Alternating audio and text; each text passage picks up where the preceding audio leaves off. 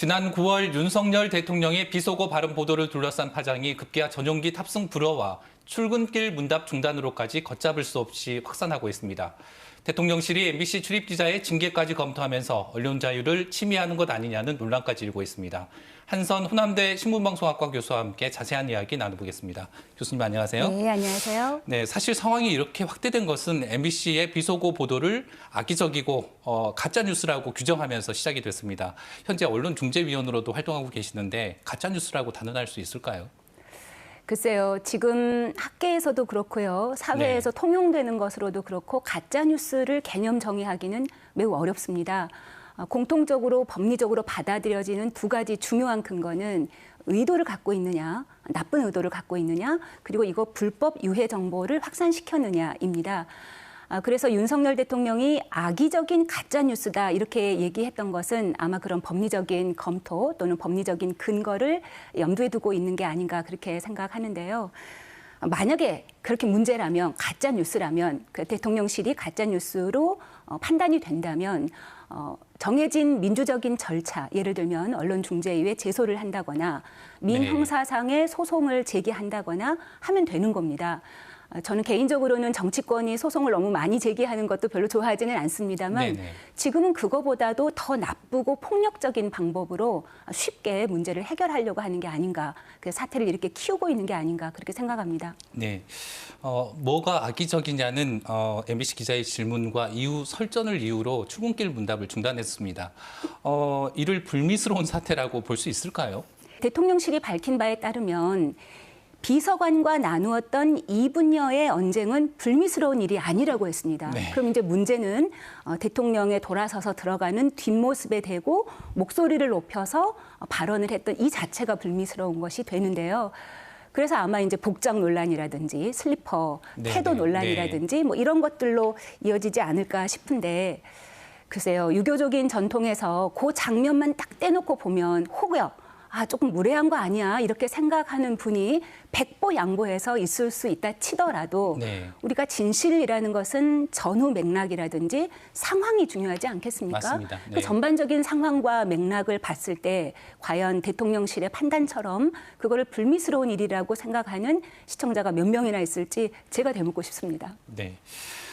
여당인 국민의힘은 연일 MBC를 직격하면서 광고를 주지 않아야 한다는 발언은 물론 민영화까지 언급하고 있습니다. 어떻게 보십니까?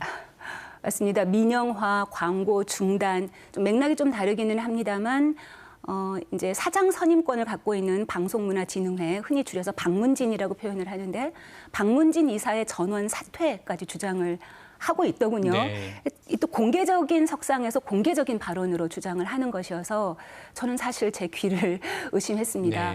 우리 모두가 이 가장 기본적인 그 최저선이라고 생각하는 절차 민주주의에 대한 이건 부정으로밖에 읽히지 않아서 저는 뭐 약식 회견을 중단했다든지 아니면 전용기 탑승을 거부했다든지 이런 거보다 지금 이 시그널이 뭐 광고를 중단을 해라, 민영화해야 된다, 나를 불편하게 하면 그 회사의 존립 자체를 위협할 수 있다, 이런 시그널들을 보내는 것이어서 사실 저는 더 그게 위험하고 무서운 일이라고 생각합니다. 네.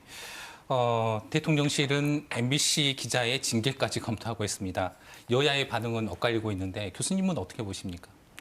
지금 아마 용산 집무실에 출근길에 가벽이 설치되어 있는 것으로 알고 있습니다. 그런데 이 가벽이 설치되기 전에 대통령실 기자단에 문의를 했다고 하죠. 해당 기자, 불미스러운 일을 했던 해당 기자에 대한 제재 조치를 논의해달라, 사실상 징계를 요청했던 것인데요. 기자단에서, 기자협회 그 풀기자단에서 의견 없음을 보냅니다. 의견 없음이라 함은 사실상 거부 의사를 밝힌 것인데요. 그 이유는 특정 언론사와 대통령실의 불편한 관계를 전체 언론으로 확전하는 것이기 때문에 좀 거부감이 있었다는 얘기도 있고요. 더 중요하게는 제재를 가할 만한, 징계를 가할 만한 근거가 없기 때문입니다. 그래서 이제 의견 없음을 보내고 나니까 가벽을 그 다음에 설치한 것으로 알려지고 있는데요. 사실 저는 그렇습니다. 이제 윤석열 정부를 후일 역사적으로 평가를 하겠죠. 이 평가를 할 때 이 가벽이라고 하는 것은 불통의 상징 아니겠습니까? 그래서 윤석열 정부를 평가하는 매우 부정적인 장면 중에 하나로 반드시 이 가벽이 거론될 것이다. 그렇게 생각합니다. 네. 또 하나 징계의 그 이유가 조금 전에도 말씀드렸지만 이를테면 태도 논란이라든지 복장의 무례함이라든지 그런 것들인데요. 아마 요즘 MZ 세대들이 가장 싫어하는 그거야말로 꼰대적인 발상 아닌가 네. 싶어요.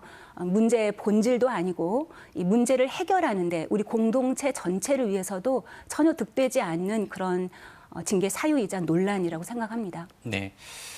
이런 일련의 상황들을 지켜보며 다른 언론사도 보도나 취재 활동이 위축되지 않을까 싶은데 어떻습니까? 아마 그건 저보다 앵커님께서 더 잘 피부로 실감하고 계실 것 같은데요.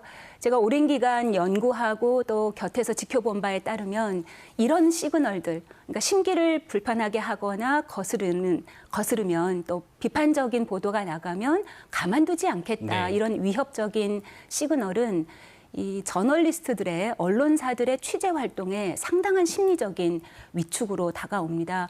언제 어떻게 될지 모르는 상황에서 자유롭게 취재할 수 있는 언론사 기자들이 과연 몇 명이나 될까요? 네. 교수님 마지막으로 언론의 자유가 왜 중요한지 그리고 이 상황을 어지러운 이 상황을 어떻게 정리하는 게 좋을지 한 말씀 부탁드리겠습니다. 언론의 자유는 뭐 두 번 강조할 필요 없이 너무 중요한 덕목이죠.